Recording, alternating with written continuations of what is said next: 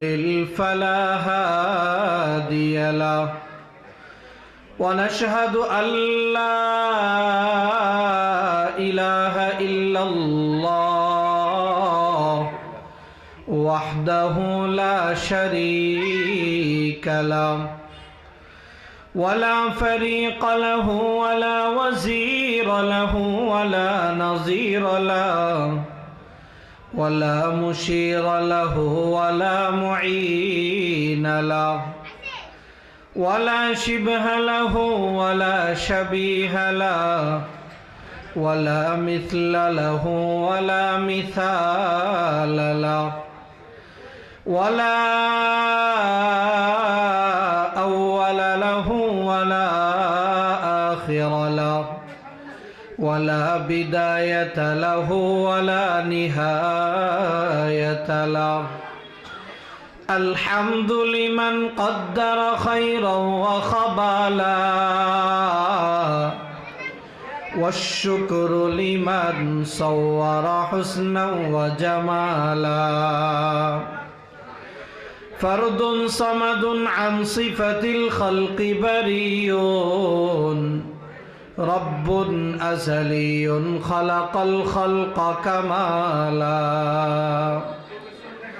لا ضد ولا ند ولا حد لمولاه الآن كما كان ولم يلق زوالا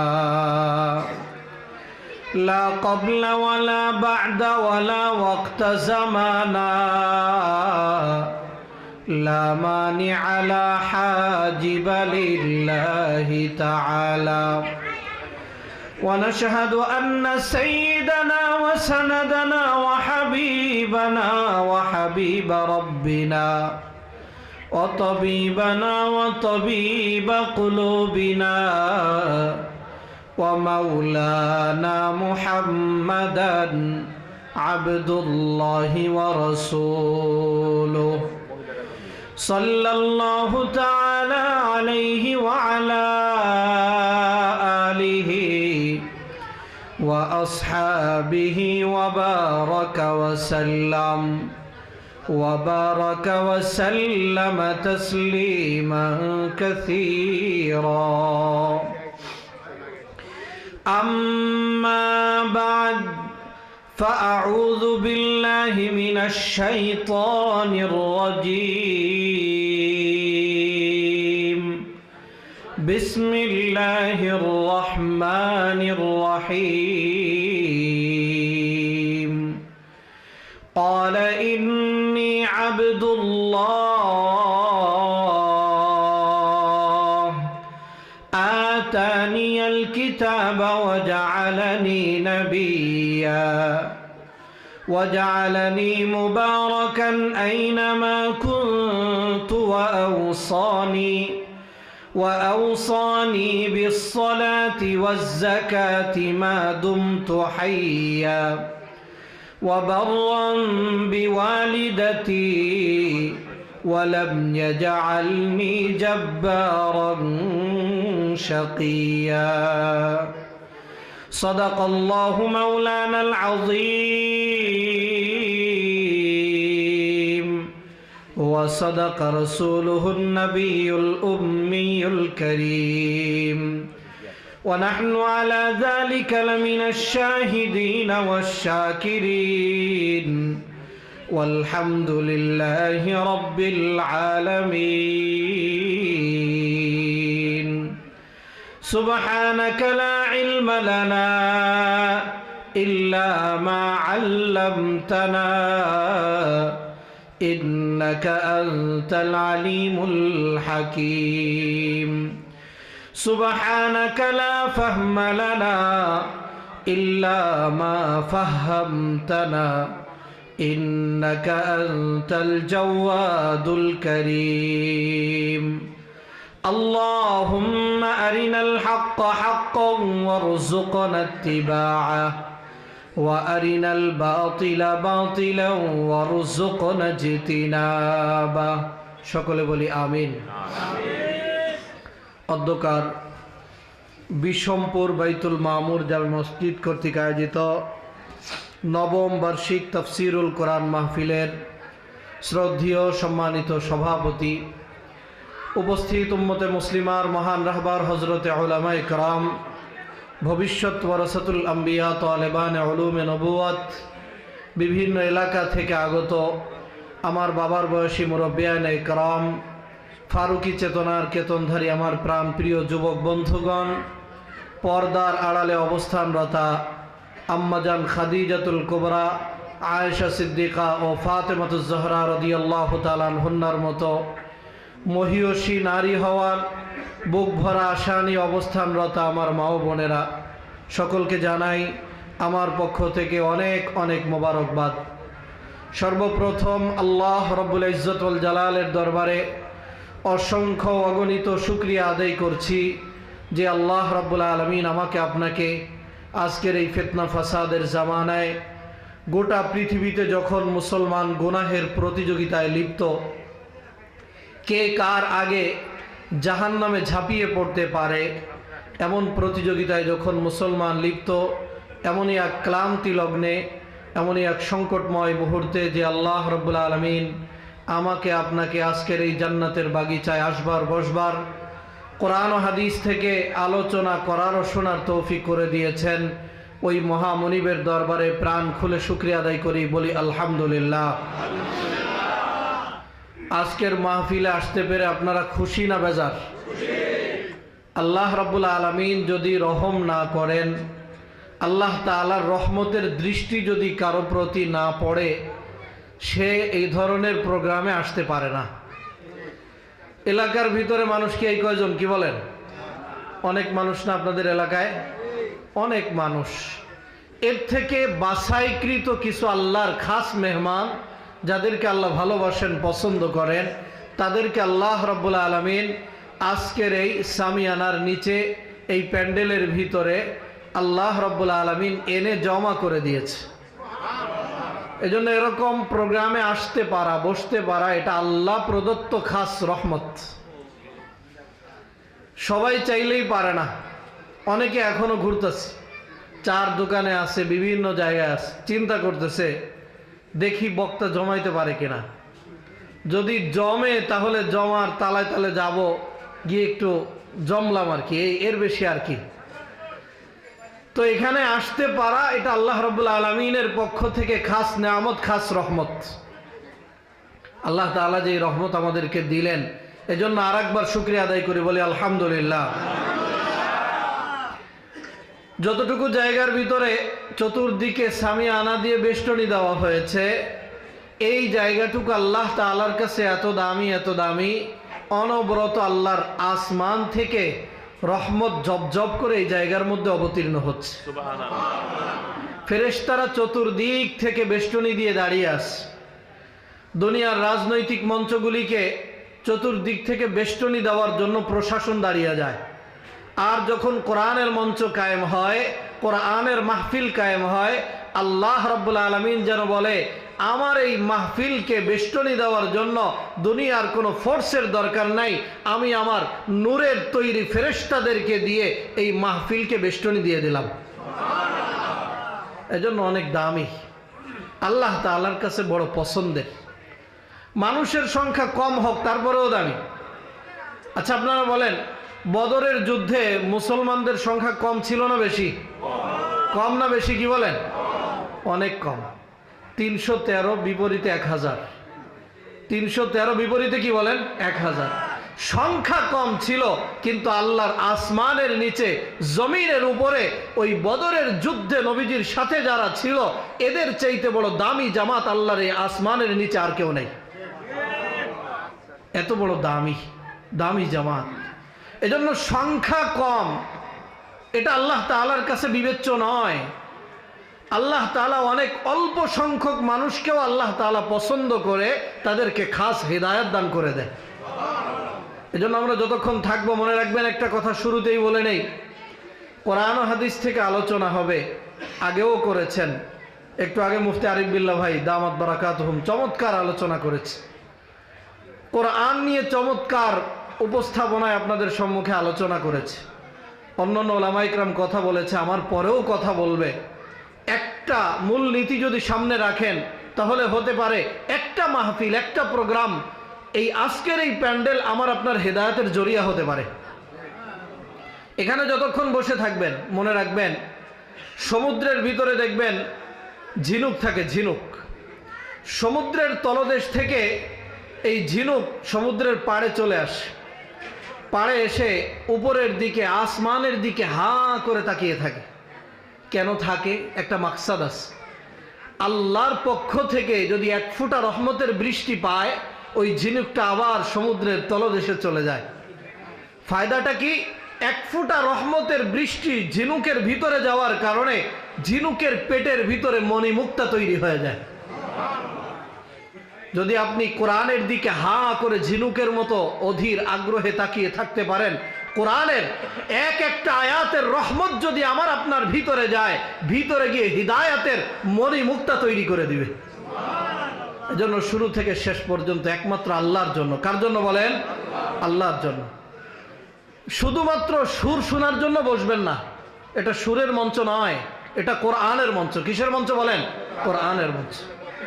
আল্লাহকে রাজি খুশি করার জন্য, কোরআনি হিদায়াত গ্রহণ করার জন্য যদি বসতে পারি, একটা মাহফিল আমার আপনার হিদায়াতের জরিয়া হতে পারে। ভূমিকা আর লম্বা না করে আসুন আমরা মূল আলোচনায় ফিরে যাই। আমি আপনাদের খেদমতে আল্লাহ রাব্বুল ইজ্জত ওয়াল জালালের পবিত্র কোরআনে হাকিম থেকে সূরাত মারিয়াম থেকে আয়াতে কারিমা তিলাওয়াত করেছি।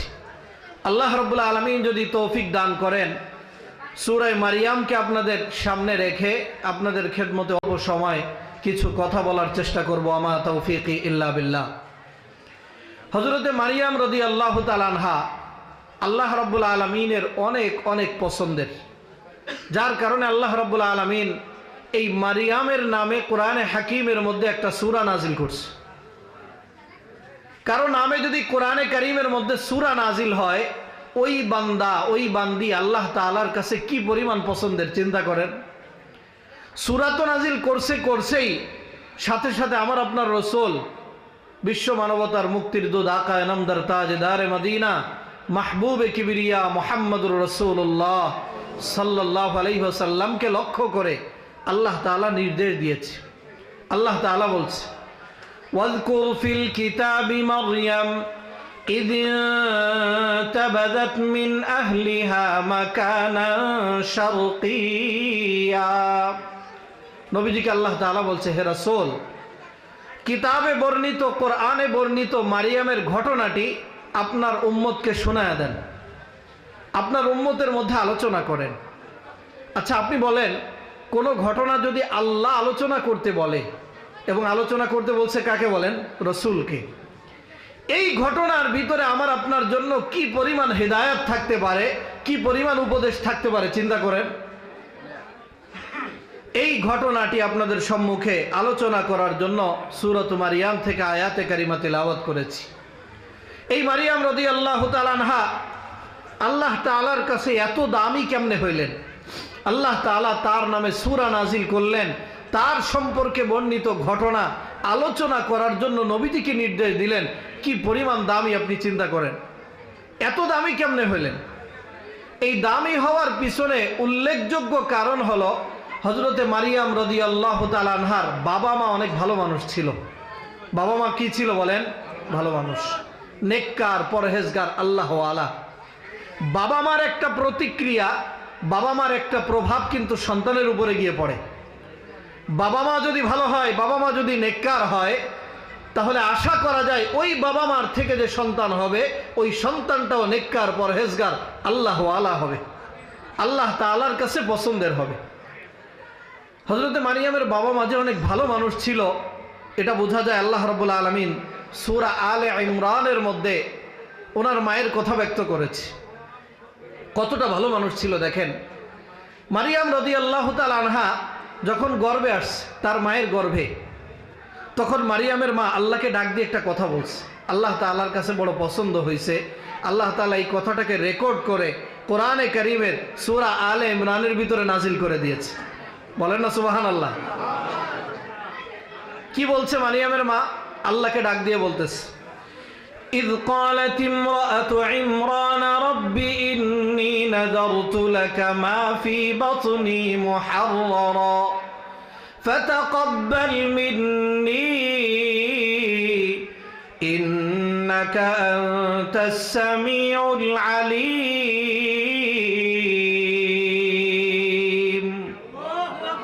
মারিয়ামের মা আল্লাহ রাব্বুল আলামিনকে ডাক দিয়ে বলে, আল্লাহ, আমার গর্ভের ভিতরে তুমি যেই সন্তান দিয়েছো, যেই সন্তান দিয়েছ, এই সন্তান যখন জন্ম লাভ করবে, এই সন্তান যখন ভূমিষ্ঠ হবে, এই সন্তান যখন একটু বড় হবে, একটু উপযুক্ত হবে, আমি আমার সন্তানটাকে বাইতুল মাকদিসের খাদেম বানায় দিব। কি বলেন, নিয়তটা সুন্দর না? বলে, আল্লাহ, আমার গর্ভের ভিতরে তুমি যেই সন্তান দিয়েছো, একটু বড় হলে বাইতুল মাকদিসের খাদেম বানায় দিব। এজন্য প্রতিটি মায়ের কর্তব্য হলো, যখন গর্ভের ভিতরে সন্তান আসে, এই সন্তানের জন্য সুন্দর একটা নিয়ত করবে, সুন্দর একটা নিয়ত করবে। আল্লাহকে ডাক দিয়ে বলবে, আল্লাহ, আমার গর্ভের ভিতরে তুমি যেই সন্তান দিয়েছ, এই সন্তান ভূমিষ্ঠ হওয়ার পরে যখন একটু উপযুক্ত হবে, একটু বড় হবে, আমি আমার সন্তানকে কোরআনে কারীমের হাফেজ বানানোর জন্য, কোরআনের আলেম বানানোর জন্য, আলেমে হক্কানি রব্বানি বানানোর জন্য মাদ্রাসায় পাঠায়া দিব। এইভাবে করে নিয়ত করবে, প্রত্যেকটা মায়ের কর্তব্য। বাবাও নিয়ত করবে, কারণ একটা নেক সন্তান যদি আপনি রেখে যেতে পারেন, আপনার ইন্তেকাল হয়ে যাবে, কবরে চলে যাবেন, কিন্তু কবরে গেলেও ওই নেক সন্তান আপনার জন্য নেকি কবরের মধ্যে পাঠাতে থাকবে। হযরতে মারিয়ামের মাকে দেখেন, গর্ভে সন্তান নিয়ে আল্লাহকে ডাক দিয়ে বলে, আল্লাহ, আমি আমার সন্তানের জন্য একটা সুন্দর নিয়ত করলাম। নিয়ত করার পরে আবার আল্লাহকে ডাক দেয়, আল্লাহকে ডাক দিয়ে বলে, ফাতাকাব্বাল মিন্নি ইন্নাকা আনতাস সামিউল আলিম। আল্লাহ রাব্বুল আলামিনকে ডাক দিয়ে বলে, আল্লাহ, আমি তো শুধু নিয়ত করলাম, কিন্তু আমার এই নিয়তটাকে বাস্তবায়ন করা একমাত্র তোমার কাছে। দয়া করে, মায়া করে তুমি আমার এই নিয়তকে কবুল করে নাও। এজন্য গর্ভে সন্তান থাকা অবস্থায় যে কাজগুলি মা করে, মনে রাখবেন, মা যেই কাজগুলি করে, প্রত্যেকটা কাজের একটা প্রতিক্রিয়া সন্তানের উপরে গিয়ে পড়ে। মা যদি গর্ভে সন্তান নিয়ে বসে বসে আল্লাহ আল্লাহ জপতে থাকে, মা যদি গর্ভে সন্তান নিয়ে বসে বসে কোরআনুল কারীমের তিলাওয়াত করে, মা যদি বসে বসে সন্তান গর্ভে নিয়ে যদি তাসবিহ তাহলিল পড়ে, তাহলে আশা করা যায় ওই গর্ভ থেকে যেই সন্তানের জন্ম হবে, ওই সন্তানটাও নেককার হবে। কিন্তু মা যদি গর্ভে সন্তান নিয়ে টাইম পাস করার মতো কিছুই পায় না, স্টার জলসার জি বাংলা দেখে, আছে কিনা বলেন, আছে কিনা? স্টার জলসা দেখার পার্টি আছে কিনা বলেন? গর্ভের সন্তান নিয়ে বসে বসে উনি স্টার জলসা দেখে, উনি জি বাংলা দেখে, হিন্দি সিরিয়াল একের পরে এক দেখতেই থাকে, বলে টাইম পাস হয় না। আচ্ছা বলেন, এই যে হিন্দি সিরিয়াল বসে বসে দেখে, এই গর্ভ থেকে যে সন্তান হবে, এটা কি ভালো সন্তানের আশা করা যায়? কশ্চিনকালেও না। এজন্য যদি ভালো সন্তান দেখেন, কোন নবী রাসূল আল্লাহ ওয়ালা বুজুর্গ আসমান থেকে কিন্তু পড়ে নাই, মায়ের গর্ভ থেকে আসছে কিনা বলেন? প্রত্যেকেই মায়ের গর্ভ থেকে আসছে। এজন্য প্রত্যেকটা মা হলো সন্তানের জন্য কারখানা। এই কারখানাটা যদি ভালো হয়, তাহলে ওই কারখানার থেকে যেটা বের হবে, যেটা আসবে এই দুনিয়াতে, ওটাও ভালো হবে। এজন্য যে সমস্ত মায়েরা আমার আওয়াজ শুনছেন, একটু মনোযোগী হন।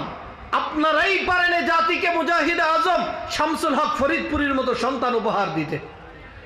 আজকের মায়েরা যদি নেককার হয়ে যায়, এই মায়েদের থেকে যে সন্তানগুলি আসবে, ওই সন্তানগুলিও নেককার হবে। আরে মা হলো একজন সন্তানের জন্য প্রথম পাঠশালা। মা যদি ভালো হয়, সন্তানকে বসে বসে নিজের কোলের ভিতরে বসায়া কোরআনুল কারীম শিখায়া দিবে।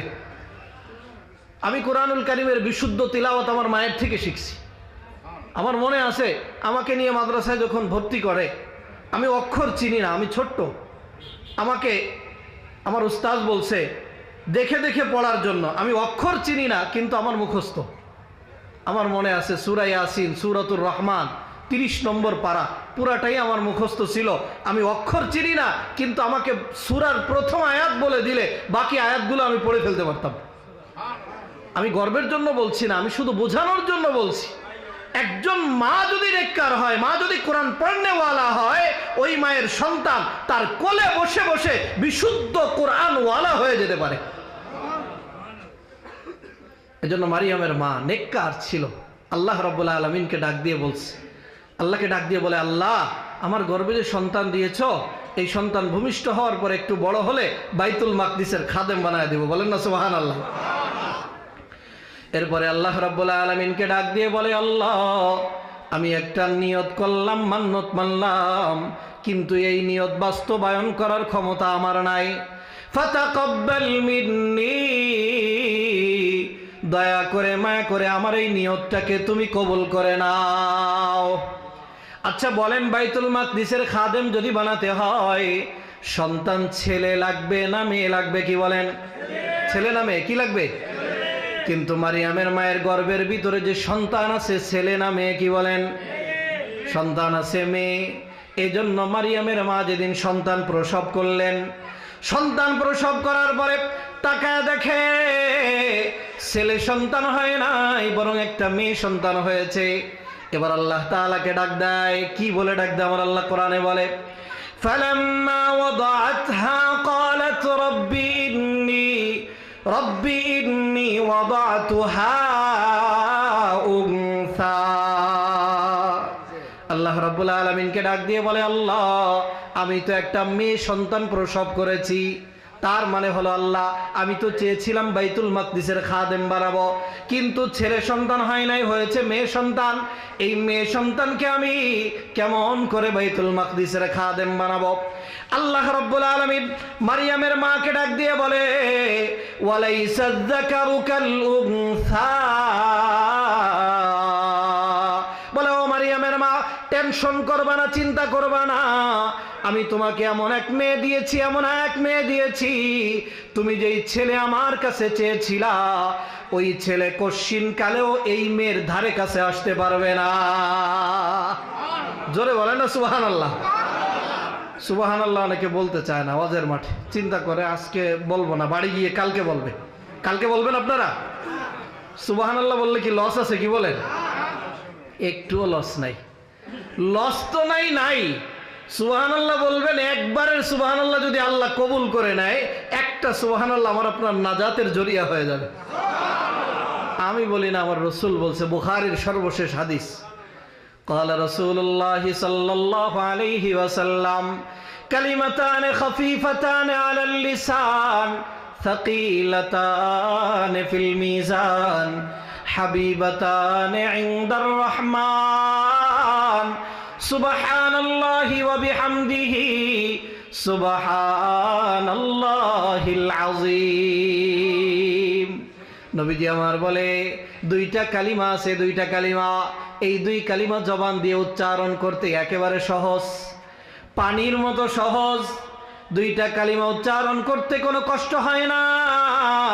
তবে এই দুইটা কালিমা অবস্থা এমন, কিয়ামতের ময়দানে মিজানের পাল্লায়, নেকির পাল্লায় যখন এই দুই কালিমা উঠায় দেওয়া হবে, এই দুই কালিমা নেকির পাল্লাকে ভারী বানায়া দিবে। কি সেই দুই কালিমা? আমার নবী বলে, একটা কালিমা হলো সুবহানাল্লাহি ওয়া বিহামদি, আর একটা হলো সুবহানাল্লাহিল আযীম। এই দুই কালিমা আপনার আমার নেকির পাল্লাকে ভারী বানায় দিবে।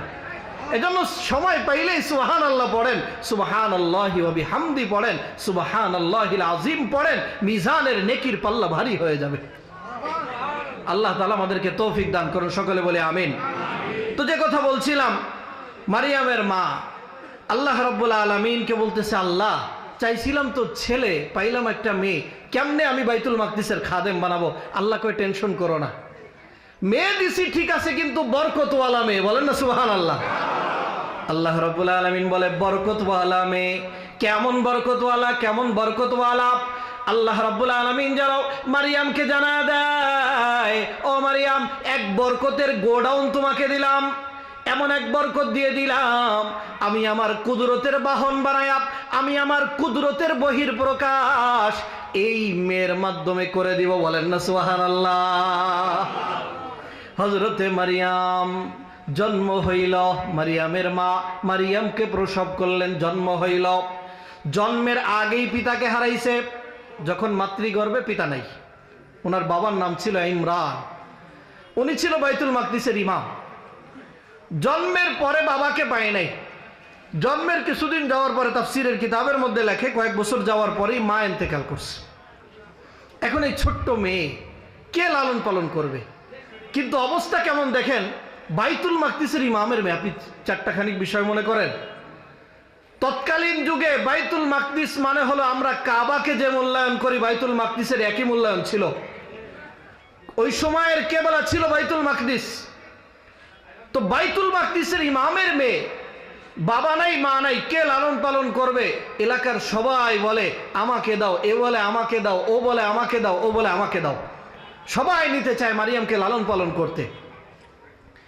যখন সবাই নিতে চায়, জামানার পয়গম্বর হযরতে জাকারিয়া আলাইহিস সালাতু ওয়াস সালামের মাধ্যমে আল্লাহ তাআলা জানায় দেয়, আল্লাহ রাব্বুল আলামিন বলে, যারা মারিয়ামকে নিতে চায় প্রত্যেকে হাতের ভিতরে একটা করে কলম নিয়ে হাজির হবে। কলম দিয়ে কি করবে? বলে কলমকে নদীর স্রোতের মধ্যে নিক্ষেপ করবে। নদীর স্রোতের ভিতরে কলম নিক্ষেপ করবে। যার কলম নদীর স্রোত ভাসায় নিয়ে যাবে, ওই লোকটা মারিয়ামকে নিতে পারবে না। আর নদীর স্রোতের ভিতরে কলম নিক্ষেপ করার পরে যার কলমটা নদীর স্রোতের ভিতরে দাঁড়ায়া যাবে, ওই লোকটা মারিয়ামের দায়িত্ব নিতে পারবে। সবাই হাতের ভিতরে একটা করে কলম নিয়ে হাজির। নদীর ভিতরে কলম নিক্ষেপ করে, স্রোত কলমকে ভাসায় নিয়ে যায়। আবার একজন আসে কলম নিক্ষেপ করে, কলম ভাসায় নিয়ে যায়। আর একজন আসে কলম নিক্ষেপ করে, কলম ভাসায় নিয়ে যায়। এক পর্যায়ে জামানার পয়গম্বর হযরতে জাকারিয়া আলাইহিস সালাম হাতের ভিতরে একটা কলম নিয়ে হাজির হয়েছে। বলেন না সুবহানাল্লাহ। আরো জোরে বলেন সুবহানাল্লাহ। হযরতে জাকারিয়া আলাইহিস সালাম হাতের ভিতরে কলম নিয়ে হাজির হয়েছে। এবার কলম নিক্ষেপ করছে স্রোতের ভিতরে। আল্লাহর পয়গম্বর স্রোতের ভিতরে কলম নিক্ষেপ করার পরে স্রোত আর কলমকে ভাসায় নেয় না, স্রোতের ভিতরে গিয়ে কলমটা সোজা হয়ে দাঁড়ায় যায়। আমার আল্লাহ কোরআনে হাকিমের মধ্যে বলে, ওয়াকাফালাহা জাকারিয়া। এরপরে জাকারিয়া পয়গম্বর মারিয়ামের দায়িত্ব গ্রহণ করছে। এখন ব্যাপার হয়েছে, মারিয়াম আলাইহিস সালাম ওনার বাবা ইমরান রাদিয়াল্লাহু তাআলা আনহু, ওনার ইন্তেকালের পরে এই বাইতুল মাকদিসের ইমাম হয়েছে হযরতে জাকারিয়া আলাইহিস সালাম। উনি তো ইমাম সাহেব, মসজিদের ভিতরে হুজরাখানা আছে, কিন্তু উনি এই মেয়েটার দায়িত্ব নিয়েছে, রাখবে কোথায়? আল্লাহর পয়গম্বর হযরতে জাকারিয়া আলাইহিস সালাতু ওয়াস সালাম হযরতে মারিয়ামের জন্য মসজিদের হুজরাখানার পাশে ছোট্ট একটা কামরা বানাইলেন। ছোট্ট একটা কামরা বানাইয়া এই কামরার ভিতরে রাখছে মারিয়ামকে। এই কামরার ভিতরে মারিয়াম থাকে আর মারিয়ামের দেখাশোনা করে আল্লাহর পয়গম্বর জাকারিয়া আলাইহিস সালাম। খানা পিনা যা লাগে সব দেয়, কিন্তু উনি তো একজন পয়গম্বর। সকাল হইলে দাওয়াতের জন্য, মানুষকে আল্লাহর পথে ডাকার জন্য বের হয়ে যায়। যাওয়ার সময় তালা লাগায়া যায়, কামরার ভিতরে তালা দিয়ে খাবার দাবার ভিতরে দিয়ে তারপরে পয়গম্বর দাওয়াতি কাজের জন্য বের হয়। আল্লাহর পয়গম্বর হযরতে জাকারিয়া আলাইহিস সালাম একদিন মারিয়ামকে ঘরের ভিতরে রাইখা, কামরার ভিতরে রাইখা বাহির থেকে তালা লাগাইছে। কোন জায়গা থেকে বলেন? বাহির থেকে তালা লাগাইছে। দাওয়াত দেওয়ার জন্য বাইরে বের হইছে। তালা লাগাইছে, বাহির থেকে দাওয়াত দেওয়ার জন্য বাইরে বের হইছে। অনেক সময় পরে আল্লাহর পয়গম্বর ফিরে আসছে। ফিরে এসে এবার তালা খুলছে। তালা খুলে ভিতরে ঢোকার পরে দেখে আজীব দৃশ্য দেখা যায়। কি দৃশ্য দেখা যায়? আমার আল্লাহর কোরআন বলে, কুল্লামা দাখালা আলাইহা জাকারিয়াল মিহরাব ওয়াজাদা ইনদাহা রিজকা। বলেন না আল্লাহু আকবার। আল্লাহর পয়গম্বর জাকারিয়া আলাইহিস সালাম চাবি দিয়ে তালা খোলার পরে ভিতরে ঢুকে দেখে মারিয়ামের সামনে থোকায় থোকায় আঙ্গুর ফল দেখা যায়। আচ্ছা বলেন তো, তালা খোলা না লাগানো? তালা খোলা না লাগানো কি বলেন? আল্লাহর পয়গম্বর দেখে তালা তো বাহির থেকে লাগানো, তালা তো কেউ ভাঙ্গে নাই, তাহলে আঙ্গুর ফল কোন জায়গা দিয়ে ঢুকলো? বলেন না আল্লাহু আকবার। আবার উনি চিন্তা করতেছে, সারা দুনিয়ায় তো কোনো জায়গায় আঙ্গুর নাই, আঙ্গুরের সিজন হতো না।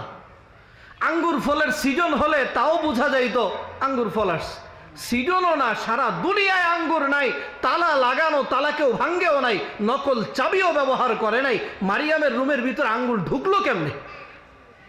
কে ঢুকাইছে বলেন? আল্লাহর পয়গম্বর হযরতে জাকারিয়া আলাইহিস সালাম থ মেরে দাঁড়িয়ে আছে। এবার মারিয়ামকে জিজ্ঞাসা করে, ক্বালা ইয়া মারইয়াম আন্না লাকি হাযা। মারিয়ামকে জিজ্ঞাসা করে, মারিয়াম এই আঙ্গুর ফল কোথা থেকে আসলো? কোথা থেকে তুমি আঙ্গুর পাইলা? কে তোমাকে আঙ্গুর দিল? ছোট্ট মেয়ে, পিচ্চি মেয়ে মারিয়ামের ইমান দেখেন, ইমান। মারিয়াম কি জবাব দেয় দেখেন। হযরতে মারিয়াম ডাক দিয়ে বলে, ক্বালাত হুয়া মিন ইনদিল্লাহ। হযরতে মারিয়াম ডাক দিয়ে বলে, ওগো পয়গম্বর, এই যে আঙ্গুর ফল আমার সামনে দেখছেন, দুনিয়ার কেউ আমাকে আঙ্গুর দেয় নাই। এই আঙ্গুর কে আমাকে দিছে জানেননি? আমার আল্লাহ আমাকে জান্নাত থেকে আঙ্গুর পাঠায় দিছে। জান্নাত থেকে আমার জন্য আঙ্গুরের ব্যবস্থা হয়েছে, আল্লাহর পক্ষ থেকে আসছে, আল্লাহ পাঠায় দিছে। দেখেন তাহলে অবস্থা কয়টা জানেন? দুইটা। এক নম্বরে হলো তালা লাগানো, দুই নম্বরে হলো সিজন নাই। সিজন ছাড়া আঙ্গুর তালা লাগানো ঘরের মধ্যে কে ঢুকায় দিছে বলেন? আল্লাহ। আল্লাহ পারে কিনা বলেন? অসম্ভবকে সম্ভব করতে আল্লাহ পারে কিনা বলেন? আল্লাহ রাব্বুল আলামিনের কাছে এগুলি একেবারে পানি ভাত, আল্লাহ তাআলা চাইলেই পারে। তো হযরতে জাকারিয়া আলাইহিস সালাম এই মুহূর্তে চিন্তা করতেছে, দেখেন একজন পয়গম্বরের চিন্তা কত সুন্দর। পয়গম্বর চিন্তা করে, হায় হায়, মারিয়ামের রুমটা তালা লাগানো, তালা লাগানো ঘরের মধ্যে সিজনবিহীন আঙ্গুর আল্লাহ তাআলা ঢুকায়া দিল। এবার পয়গম্বর চিন্তা করে, পয়গম্বরের তখনের বয়স কত জানেন?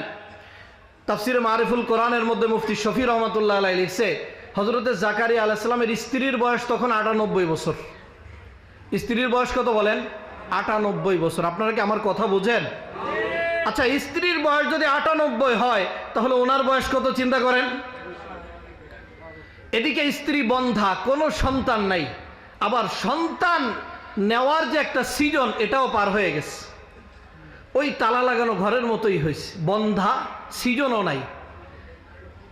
কিন্তু হযরতে পয়গম্বর চিন্তা করতেছে, আরে তালা লাগানো ঘরের ভিতরে যদি সিজনবিহীন আঙ্গুর আল্লাহ ঢুকায় দিতে পারে, তাহলে আমার স্ত্রী বন্ধা হয়েছে তো কি হয়েছে, সিজন নাই, সময় নাই তো কি হয়েছে, সময় পার হয়ে গেছে তো কি হয়েছে, ওই আল্লাহ যদি চায় তাহলে আমাকেও সন্তান দিতে পারে। আল্লাহর পয়গম্বর হযরতে জাকারিয়া আলাইহিস সালাম 1 মিনিটও দেরি করে নাই, 1 সেকেন্ডও দেরি করে নাই। হুনালিকা দাআ জাকারিয়া রাব্বাহ ক্বালা রাব্বি হাবলি মিন লাদুনকা যুররিয়াতান তাইয়্যিবা। হযরতে জাকারিয়া আলাইহিস সালাম আল্লাহর কাছে দোয়া করে, আয় মেরে রব্বুল আলামিন, আপনার পক্ষ থেকে আমাকে একটা পুত ও পবিত্র নেককার সন্তানের মালিক বানায়া দেন। দেখেন পয়গম্বর সন্তানের দরকার কাকে বলছে বলেন? সন্তানের দরকার কার কাছে চাইলো বলেন? আল্লাহর কাছে চাইলো। আল্লাহকে ডাক দিয়ে বলে, আল্লাহ আপনার পক্ষ থেকে একটা নেককার সন্তানের মালিক আমাকে বানায়া দেন। খাজা বাবার কাছে কিন্তু চাই নাই। খাজা বাবার কাছে চাইছে কি বলেন? আমাদের দেশের এক প্রকারের মেন্টাল প্রকৃতির মানুষ আছে, সন্তান হয় না তো দৌড় দিয়ে খাজার দরবারে যায়। খাজার দরবারে গিয়ে দেখে গাজা টানে, আরো অনেক কিছু করে, কয় বাবা আমারে সন্তান দাও। কি বলেন? বাবা সন্তান দিতে পারে? কি বলেন? বাবা সন্তান দিতে পারে? কোন বাবার ক্ষমতা আছে সন্তান দেওয়া? কি বলেন? বাবার কাছে যদি কেউ সন্তান চায়, যেই সন্তান দেওয়ার একমাত্র মালিক আমার আল্লাহ, এই সন্তান যদি কেউ বাবার কাছে চায়, সে আল্লাহর সাথে শরীক সাব্যস্ত করার কারণে সাথে সাথে ওই লোকটা মুশরিক হয়ে যায়, মুশরিকের গুনার মধ্যে, শিরিকের গুনার মধ্যে লিপ্ত হয়ে যায়। এজন্য খবরদার, সন্তান দরকার আপনি চাবেন কার কাছে? বলে জাকারিয়া আলাইহিস সালাম চাইলেন যার কাছে। সন্তান দরকার তো কার কাছে যাবেন? আমার আপনার যিনি জাতির পিতা হযরত ইব্রাহিম আলাইহিস সালাম, বয়স অনেক পার হয়ে গেছে, সন্তান নাই, এবার সন্তানের দরকার। আল্লাহকে ডাক দেয়, আল্লাহকে ডাক দিয়ে আমার আপনার জাতির পিতা ইব্রাহিম আলাইহিস সালাম বলে, রব্বি হাবলি মিনাস সালিহিন,